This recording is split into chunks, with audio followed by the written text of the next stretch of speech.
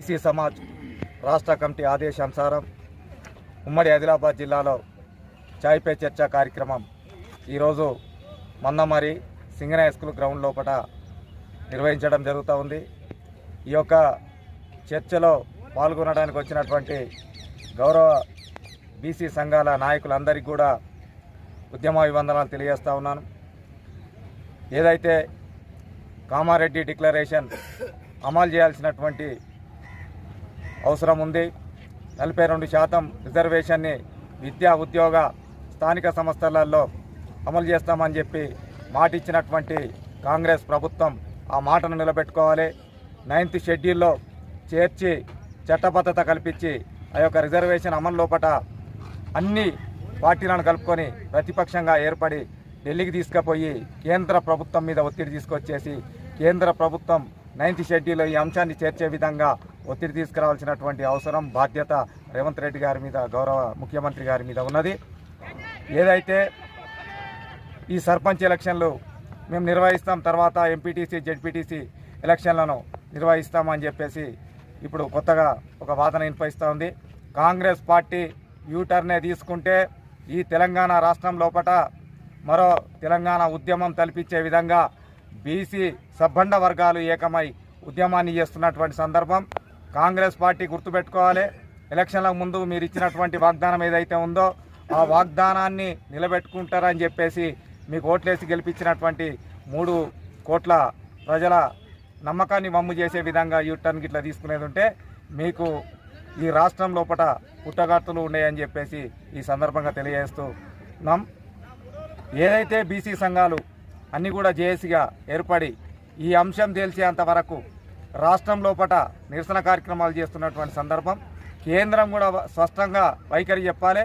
ప్రతిపక్షంలో ఉన్నటువంటి టీఆర్ఎస్ కూడా అన్ని పార్టీలు అభిప్రాయం చెప్పేసి ఈ ఉద్యమాన్ని బలపరచాలి. ఏదైతే 42% రిజర్వేషను విద్యా ఉద్యోగ స్థానిక సంస్థలలో ఇచ్చేంత వరకు అన్ని పార్టీలు ఈ ఉద్యమానికి మద్దతు ఇవ్వాలి. క్లియర్గా చెప్తా ఉన్నాం, గతంలో తెలంగాణ ఉద్యమం ఏదైతే ఒక జేఏసీ గొడుగు కింద నడిచిందో మొన్న 18వ తారీఖు రోజు జేఏసీ ఇచ్చినటువంటి బంద్ లోపల అన్ని పార్టీలు కూడా మద్దతు ఇచ్చినాయి. కానీ అందరు శాఖాహారులే రొయ్యల ముళ్ళ ఎవలెత్తుకపోయారు అన్నట్టు మరి అందరూ కూడా ఈ యొక్క అంశానికి మేము మద్దతు ఇస్తున్నామన్నది. మరి ఎక్కడ ఇది పోతా ఉంది, ఎందుకు ఇది కావట్లేదు, ఎవరి తప్పిదం ఇది తెలుసుకోవాలి. ఒకరి మీద ఒకరు నెపం నెట్టుకునేటటువంటి పరిస్థితి ఉంటే ఖచ్చితంగా ఈరోజు బీసీలు చైతన్యవంతమైనలు మీ కపట ప్రేమను గమనిస్తూ ఉన్నారు. సందర్భం వచ్చినప్పుడు ఏదైతే బాబాసాహెబ్ అంబేద్కర్ ఇచ్చినటువంటి ఓటు ఆయుధం ఉన్నదో దాంతో పార్టీలన్నిటికీ కూడా తగిన గుణపాఠం చెప్పేటటువంటి సందర్భం వస్తుంది. కాబట్టి బీసీలను మోసగించేటటువంటి కపట ప్రేమ చూపించేటటువంటి ప్రయత్నం చేయకుండా అన్ని పార్టీలు కూడా ఇప్పటిదాకా మీరు రాజ్యాన్ని ఏలిళ్ళు సరిపెట్టుకోండి. ఇక మా బీసీలు చైతన్యవంతమైనలు కాబట్టి 42% రిజర్వేషన్ మీరు ఏ కాకమ్మ కథలు చెప్పినా కూడా ఇచ్చేదాకా ఈ అంశం మీద ఏ ఒక్క బీసీ సంఘం దీన్ని అంశాన్ని పక్కకు పెట్టేటటువంటి పరిస్థితి లేదు. తప్పని పరిస్థితి. అన్నీ కూడా రాజకీయ పార్టీలు ఈ అంశం మీద ఒక క్లారిటీగా 3 కోట్ల జనానికి క్లారిటీ ఇవ్వాల్సినటువంటి అవసరం. తప్పకుండా ఈ 42% రిజర్వేషన్ సాధించుకునేంత వరకు సబ్బండ వర్గాలు అందరినీ ఏకం చేసి ఉద్యమాన్ని నడిపేటటువంటి పరిస్థితి ఉన్నది. తప్పకుండా కాంగ్రెస్, బీజేపీ, టీఆర్ఎస్ వారి వైఖరి చెప్పి ఈ యొక్క 42% రిజర్వేషన్ సాధన లోపల వాళ్ళు ఈ బీసీ జేఏసీకి అండగా ఉండి ఈ రిజర్వేషన్ అమలు లోపల వారి పాత్రను పోషించవలసిందిగా ఈ సందర్భంగా డిమాండ్ చేస్తా ఉన్నాం. నరెట్ల శ్రీనివాస్ గారి ఉమ్మడి ఆదిలాబాద్ జిల్లా అధ్యక్షుల ఆధ్వర్యంలో గత 13వ తారీఖు మంచిర్యాలలో నిర్వహించడం జరిగింది. వారి యొక్క ఆదేశానుసారం మరి అందరూ మన బీసీ కుల సోదరులందరిది, కుల సంఘాల నాయకులందరూ ఈ సమావేశానికి వచ్చినందుకు వారికి ప్రత్యేక అభినందనలు తెలియజేస్తూ, అసలు ఈరోజు మనం ఎందుకు ఇక్కడ చాయ్ పే చర్చ అనే ఒక కార్యక్రమం పేరుతో మనం కార్యక్రమం చేయడం జరుగుతున్నది. కాబట్టి ఈ కార్యక్రమంలో పాల్గొన్నటువంటి ప్రతి నాయకులకు అభినందనలు తెలియజేస్తూ, గతంలో కాంగ్రెస్ పార్టీ అధికారంలోకి వచ్చే ముందు బీసీలకు 42% అమలు చేస్తాము ఏది ఏమైనా కూడా అని చెప్పి వాళ్ళు వాగ్దానం చేయడం జరిగింది. అయినా కూడా వాగ్దానం ప్రకారంగా మరి వాళ్ళు సదుద్దేశంతో చేసిర్రా, మరి ఏ ఉద్దేశం చేసారు, ప్రజలకు ఏదో మభ్యపెట్టడానికి చేసిర్రా అనేది కూడా మనకు అర్థం కావట్లేదు.